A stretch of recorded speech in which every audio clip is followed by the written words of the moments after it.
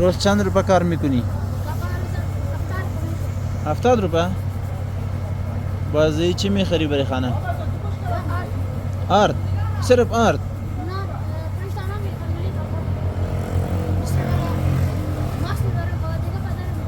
چند فامیل هستی؟ 7 نفر؟ خب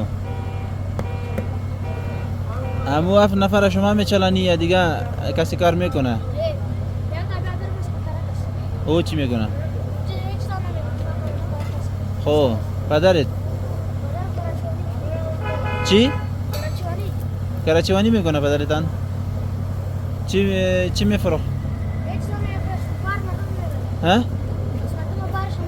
ها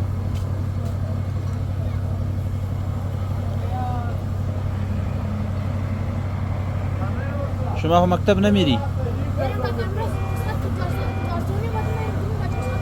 آه ماشاءالله آفرین 12:30 بجه که رخصت شوی باز همی کار میکنی ها؟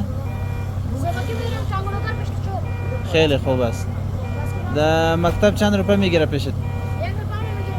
مفت است؟ دولتی است؟ اوه خیلی خوب است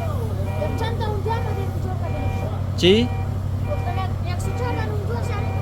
خب خب خیلی خوب است امروز چند روپه کار کردی؟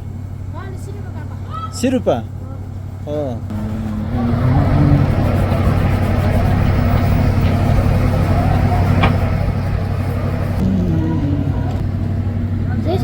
آه صحیح شد انا ای بگی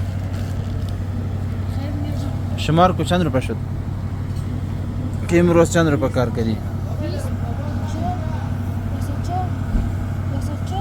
ها؟